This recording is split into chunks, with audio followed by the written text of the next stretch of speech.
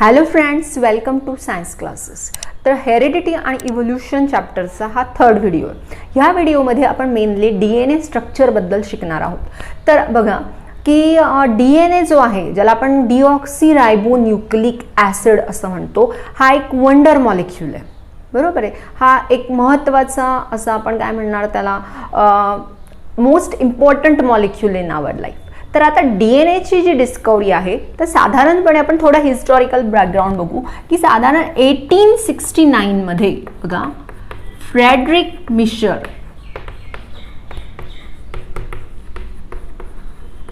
याने ज्या पस सेल्स असतात लिम्फोसाइट्स, तर या पस सेल्स पासून एक सबस्टन्स याच्या न्यूक्लियस मधून पस सेल्स न्यूक्लियस असेल, तर पस सेल्स न्यूक्लियस मधून एक सबस्टन्स आयसोलेट केला. काय केला? सबस्टन्स आयसोलेट वेगळा केला त्याने, आणि आयसोलेट केल्यानंतर त्याला नाव दिलं न्यूक्लिन. काय नाव दिलं? न्यूक्लिन. तर याच्यानंतर याच्यावर फर्दर रिसर्च झाला आणि after further research scientist found that this nuclein, हे जे न्यूक्लिन आहे, इट इज ॲसिडिक किंवा it has acidic properties. It has acidic properties,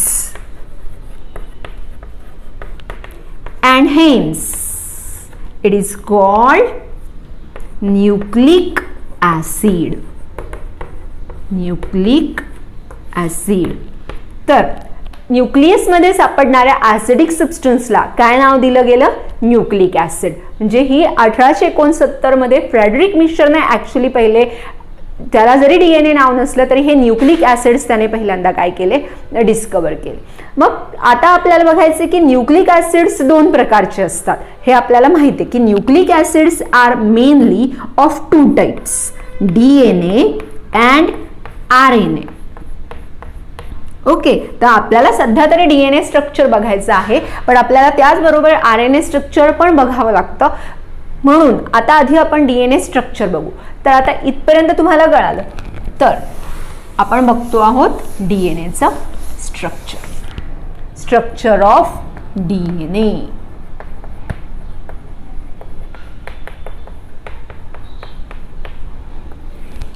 तर आधी सांगितल्याप्रमाणे DNA हा एक मास्टर किंवा वंडर मॉलिक्यूल आहे आणि it is the most important molecule of our life.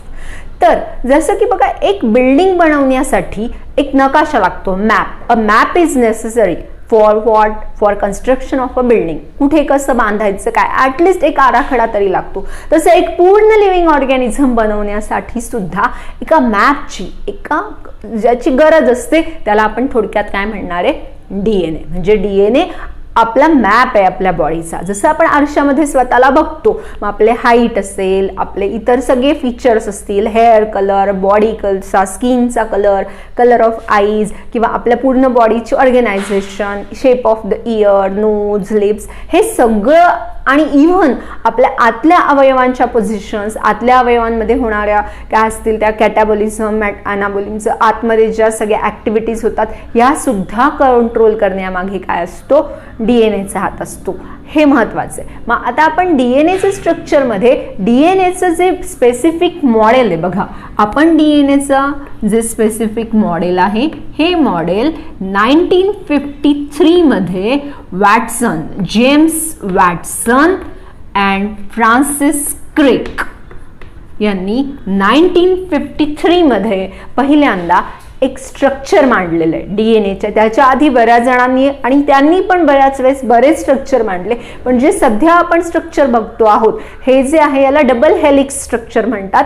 तर हे जे स्ट्रक्चर आहे हे कोणी मांडलं? तर 1953 मध्ये वॅटसन आणि क्रिक अँड हिज असोसिएट्स, त्याच्या असंख्य ज्यांनी त्याला मदत केली, यांच्या आधारे आपण काय बघितलं? यांनी हे स्ट्रक्चर मांडलेलं आहे. त्यामुळे 1962 मध्ये वॅटसन, क्रिक आणि मॉरिस विल्किन्स म्हणून आहेत, त्यांनी यांना काय मिळालंय?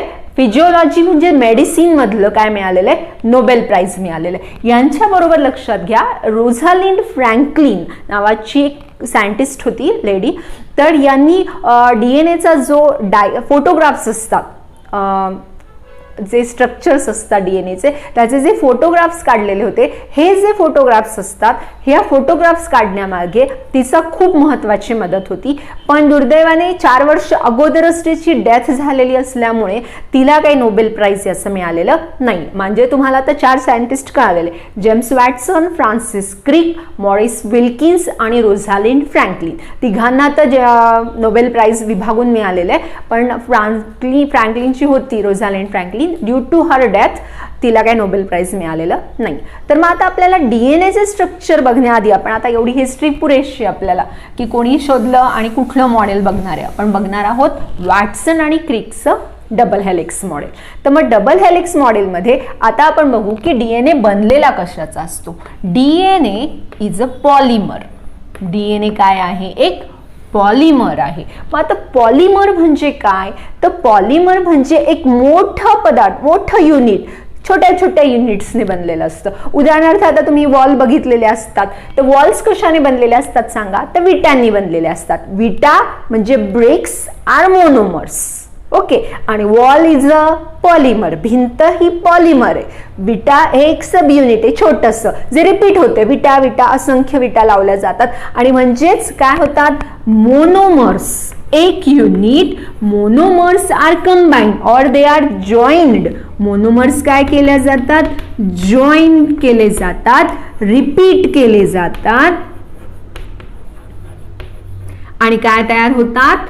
पॉलिमर्स तयार होतात. तर आपण पॉलिमर्स बरेच आहे. उदाहरणार्थ असंख्य ग्लुकोजचे मॉलिक्युल्स बघा. ग्लुकोज जे आहे, छोटासा स्ट्रक्चर माहिती आहे आपल्याला, ग्लुकोजचे मॉलिक्युल्स एकत्र येतात आणि स्टार्च तयार होतं, सेल्युलोज तयार होतं. आपण जे पदार्थ बघतोय, असंख्य अमायनो ऍसिड्स जे असतात ते जॉईन होतात आणि काय तयार होतात? प्रोटीन तयार होतात. त्याचप्रमाणे डीएनए हा जो पॉलिमर आहे तो कशापासून बनतो? न्यूक्लियोटाइड. म्हणजेच DNA is a polymer of, DNA is polymer of nucleotide. Okay, मग न्यूक्लियोटाइड्सचा तो काय?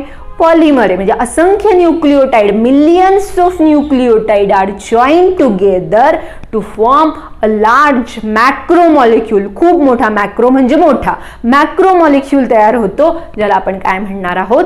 डीएनए. डीएनए मध्ये हे जे न्यूक्लियोटाइड्स असतात हे एका विशिष्ट अशा बॉन्डने एकमेकांना जोडलेले असतात. मग आता आपल्याला काय बघावं लागेल? आधी डीएनए समजून घ्यायचा, तर मग आपल्याला न्यूक्लियोटाइडचं स्ट्रक्चर समजून घ्यावं लागेल. मग आपण आधी काय बघणार आहे? एका युनिटचं स्ट्रक्चर बघणार आहोत आणि हे युनिट कसे जॉईन होणार ते पण आपण बघणार. मग डीएनए बनलेला कशाचा असतो? तर न्यूक्लियोटाइड पासून बनलेला असतो. मग न्यूक्लियोटाइड कशापासून बनलेले असतात? तर न्यूक्लियोटाइड हॅज 3 कंपोनंट्स. न्यूक्लियोटाइडला किती कंपोनंट्स असतात? 3 कंपोनंट्स असतात. कोणकोणते?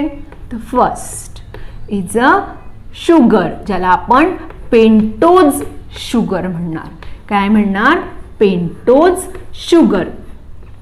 हा पेंट शब्द आहे, इट स्टँड्स फॉर 5. मग पेंटोज शुगर ह्या काय असतात? 5 कार्बन. शुगरला ऍक्च्युली केमिस्ट्रीमध्ये मोनोसॅकराइड म्हणतात. आपण टेस्ट ठेवू बस. 5 कार्बन शुगर. ओके, मग ही शुगर जी आहे ही शुगर आहे, एक झाला ते, आणि it is in a ring form. It is in a ring form. त्याची एक रिंग बनवलेली असते. ओके, तर दुसरा जो आहे पेंटोज शुगर आहे. पुढचा जो आहे तो आहे आपण आधी फॉस्फेट ग्रुप घेऊ, मग आपण तो इझिली आपल्याला समजायचा. 2 नंबरचं स्ट्रक्चर आहे फॉस्फेट ग्रुप. ओके, एक फॉस्फेटचा ग्रुप असतो, ऍक्च्युली फॉस्फोरिक ऍसिड असतं. आणि तिसरा जो आहे ते आहेत नायट्रोजन बेसेस. ओके, मग आता आपल्याला एक एक इंडिव्हिज्युअल पण टॉपिक आपण बघणार आहोत. पण आपण आता जस्ट एक लक्षात घ्या की डीएनए बनलेला आहे न्यूक्लियोटाइड्स पासून. न्यूक्लियोटाइड कशापासून बनलेले आहेत? तर 1 पेंटोज शुगर पासून, 2 फॉस्फेट ग्रुप पासून आणि नायट्रोजन बेस पासून. म्हणजे डीएनएचे न्यूक्लिओटाइडचे 3 कॉम्पोनंट आहे. आता आपण इंडिव्हिज्युअली प्रत्येक कॉम्पोनंट काय करणार आहोत बघणार आहोत. तर आपण आता पहिल्या बघणार आहोत कॉम्पोनंट पेंटोज शुगर. काय बघतोय आपण पेंटोज शुगर. तर पेंटोज शुगर मी मगाशी सांगितलं की 5 कार्बन असलेलं एक रिंग स्ट्रक्चर असतं. या ज्या शुगर्स असतात ह्या 2 प्रकारच्या असतात. आपण इथं लिहून टाकू 5 कार्बन आणि एक सॅकराइड म्हणजे एक शुगर असते ही 5 कार्बन शुगर. आणि स्ट्रक्चर कसं आहे रिंग स्ट्रक्चर. तर ह्या ज्या पेंटोज शुगर आहे ह्या 2 प्रकारच्या असतात. मग पेंटोज शुगर किती प्रकारच्या आहेत 2 प्रकारच्या. डीऑक्सी रायबोज शुगर आणि रायबोज शुगर. ओके. तर आपण आधी रायबोज, आता अर्थातच कळतंय तुम्हाला डीऑक्सी रायबोज शुगर कशात प्रेझेंट असणारे डीएनए मध्ये जी शुगर असते तिला म्हणतात डीऑक्सी रायबोज शुगर आणि आरएनए मध्ये जी शुगर असते तिला म्हणतात रायबोज शुगर. मग यांच्यात फरक काय त्याच्या आधारेच डीएनए आणि आरएनए मध्ये फरक पडतो. उरलेले जवळपास दोनही कॉम्पोनंट म्हणजे नायट्रोजन बेसेस आणि फॉस्फेट ग्रुप थोडेफार प्रमाणात सेम असतात. पण आता रायबोज शुगर वरून डायरेक्ट डीएनएचं स्ट्रक्चर बदलतं डीएनए किंवा आरएनएचं. तर आता नीट लक्ष द्या म्हणजे तुम्हाला रायबोज शुगर समजते. आता ही एक रिंग आहे आणि जिच्यामध्ये किती कार्बन आहेत 5. तर आता नीट बघा हा इथे ऑक्सिजन आहे हे लक्षात घ्या. या ऑक्सिजन नंतर हे जो प्रत्येक जॉईंट जो मी दाखवणार आहे तो 1 कार्बन आहे. बघा ओके. आता आपण कार्बन मोजू. हा जॉईंट म्हणजे 1 कार्बन. नंबरिंग इथून स्टार्ट होईल 1. Okay. First carbon, second carbon, third carbon आणि 4th कार्बन. 5th कार्बन कुठे गेला. तर 5th कार्बन हा रिंगचा भाग नाहीये. तर 5th कार्बन इथे एक आर्म तयार करतो याला म्हणतात CH2. आता इथे व्हॅलन्सी कंप्लीट करू OH. आता हे जे आहे या प्रत्येक ठिकाणी आपण बघू इथे व्हॅलन्सी कंप्लीट होतात. आता इथे अटॅच होता H OH H OH H OH. आता हा जो इथे OH आधी आहे म्हणून इथे H. नीट बघा. ओके. आता कार्बन कळाले, कार्बनची नंबरिंग कळाली प्रत्येकाला. First carbon, second carbon, third carbon, 4th carbon आणि हा किती नंबरचा कार्बन आहे 5th कार्बन जो रिंग मध्ये न होता आर्म म्हणजे बाजू तयार करतो इथे. आता आपण प्रत्येक ॲटम मोजू. किती कार्बन आहेत 1 2 3 4 5 C5. हायड्रोजन किती येते मोजू बघा 1 2 3 4 5 6 7 8 9 10. 10 हायड्रोजन आहे. ऑक्सिजन किती आहे 1 2 3 4 5 O5. ओके. कोणती शुगर आहे ही कोणती शुगर आहे नीट बघा रायबोज शुगर आहे. ओके. सगळ्या पोझिशन क्लिअर आहे. जोपर्यंत रायबोज शुगर आणि डिऑक्सी रायबोज शुगर साठी आधी रायबोज शुगर समजून घ्यायला लागेल. याच्या फर्स्ट, सेकंड, थर्ड, 4th आणि 5th 5ही कार्बनला OH group attach C5 H10 O5. आता डिऑक्सी रायबोज काय फरक पडतो हा परत इथे काय झाला ऑक्सिजन ही रिंग तयार होतीये इथे आर्म आहे. ओके. आणि इथे काय ग्रुप आहे CH2 first, second, third, 4th, 5th. CH2 ग्रुपला काय अटॅच होतो OH. आता इथे काय येतं आपण सध्या OHच काढू. ऍक्च्युली OH वर घेतला की स्ट्रक्चर सोपे जातात. OH first carbon, second carbon, third carbon.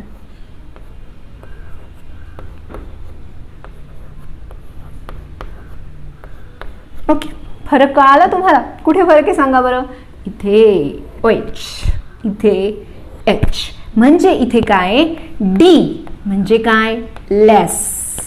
D stands for less.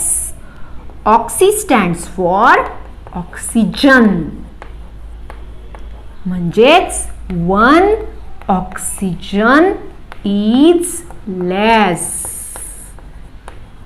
Okay, मग आपण आधी मोजून घेऊ. कार्बन किती परत एकदा, 1 2 3 4 and 5. C5 1 2 3 4 5 6 7 8 9 आणि 10. H10 आणि 1 2 3 4 O4.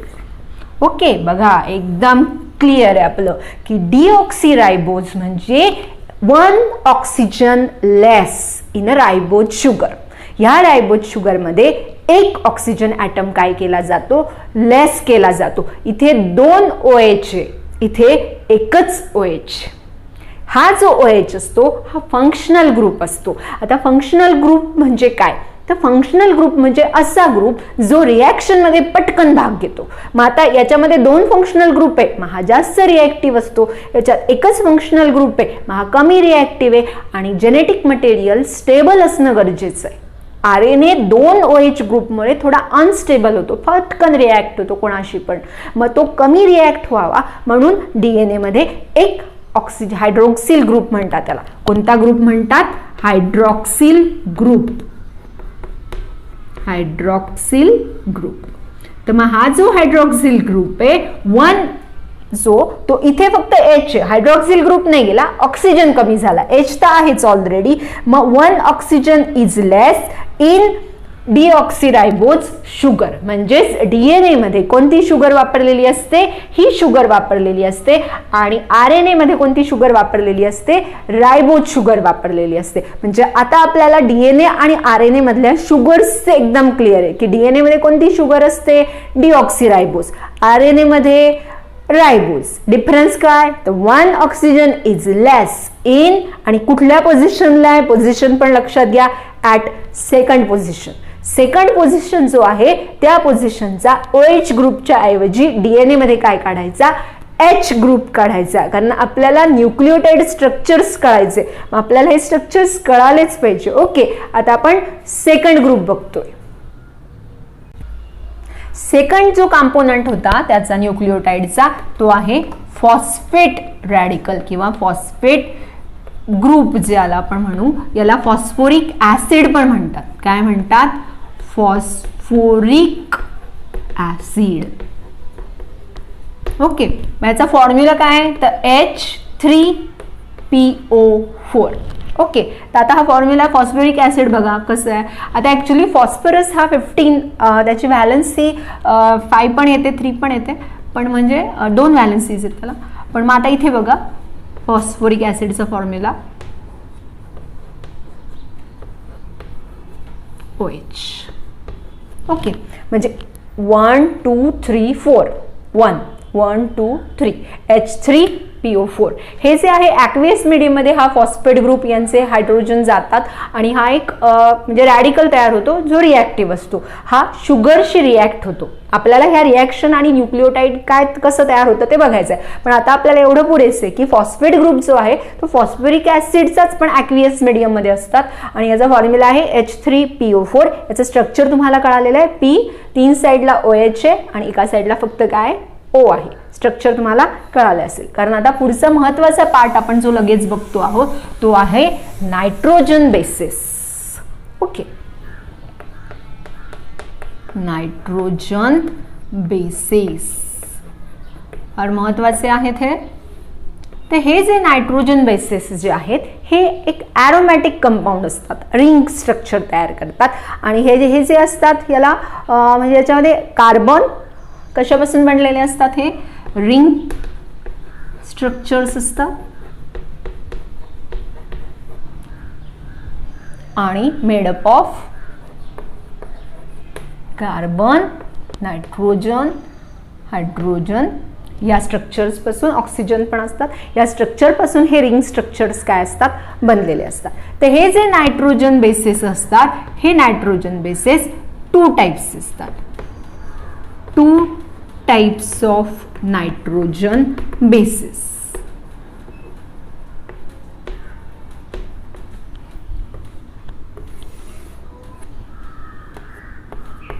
प्युरिन्स and pyrimidines.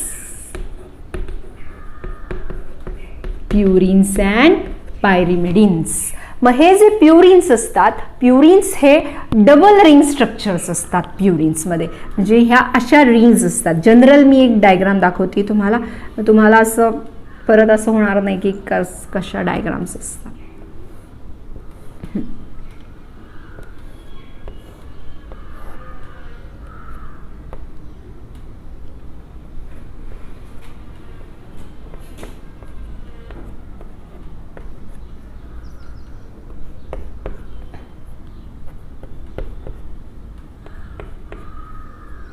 तर ह्या ज्या रिंग स्ट्रक्चर्स असतात, या रिंग स्ट्रक्चर्समध्ये इथे सगळीकडे बघा हे नायट्रोजन्स.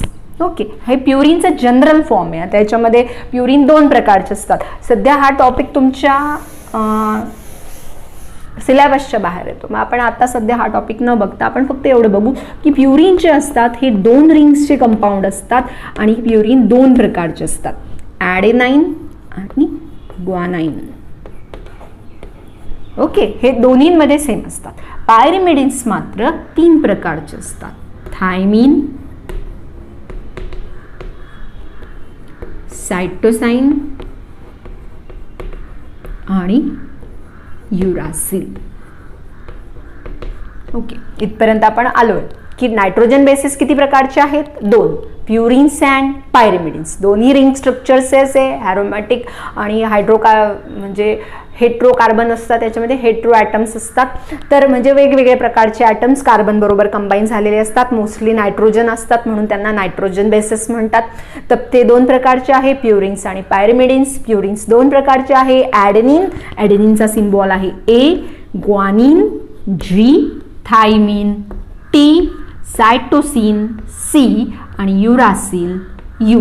तर यापैकी बघा प्रत्येकी 2 प्युरिन आणि 2 पायरिमिडिन प्रत्येक न्यूक्लिक ॲसिडमध्ये प्रेझेंट असतात. काय सांगितलं? Every nucleic acid contain 2 purines and 2 pyrimidines. मग आता बघा, every nucleic acid content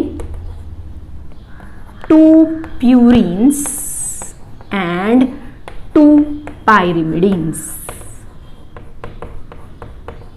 okay, मग आता DNA मध्ये कोणते प्युरिन्स असतात? तर प्युरिन्स तर 2च आहेत, म्हणजे प्रत्येकामध्ये 2 प्युरिन्स असतातच. प्युरिन कोणते झाले? ॲडेनिन आणि ग्वानिन. ओके, RNA मध्ये पण कोणते प्युरिन्स असणारे? तेच प्युरिन असतात, ॲडेनिन अँड ग्वानिन. म्हणजे DNA मधले प्युरिन कोणते? ॲडेनिन, ग्वानिन. RNA मध्ये पण ॲडेनिन आणि ग्वानिन. पायरिमिडिन्स मात्र DNA मध्ये कोणते असतात? Thymine and cytosine. कोणते 2 असतात? Thymine and cytosine. आणि RNA मध्ये मात्र युरासिल अँड सायटोसिन. म्हणजे एकच पायरिमिडिन रिप्लेस होतं, थायमिनच्या ऐवजी युरासिल, किंवा असं म्हणा RNA मध्ये जो युरासिल असतो त्याच्या ऐवजी DNA मध्ये कुठला पायरिमिडिन घेतला जातो? थायमिन. ओके, म्हणजे आता आपल्याला कळालं की प्रत्येक न्यूक्लिक ॲसिडचे एकूण किती कंपोनंट आहेत? 3. कोणकोणते? रायबोज शुगर, त्याच्यानंतरची पेंटोज शुगर आहे, फॉस्फेट ग्रुप आणि 4 नायट्रोजन बेसेस लागतातच. म्हणजे प्रत्येक याच्यामध्ये 3 कंपोनंट आहे. कोणकोणते? रायबोज शुगर, फॉस्फेट ग्रुप आणि नायट्रोजन बेसिस, जे 2 प्रकारचे प्युरिन्स आणि पिरिमिडिन्स. ओके, मग आता याच्या पुढे आपल्याला हे सगळे स्ट्रक्चर्स जॉईन होतात. आता आपल्याला न्यूक्लियोटाइड कसं तयार होतं हे बघावं लागेल. मग न्यूक्लियोटाइड जॉईन झाले की काय तयार होईल? DNA तयार होईल. ओके, ते आपण नेक्स्ट व्हिडिओमध्ये बघू.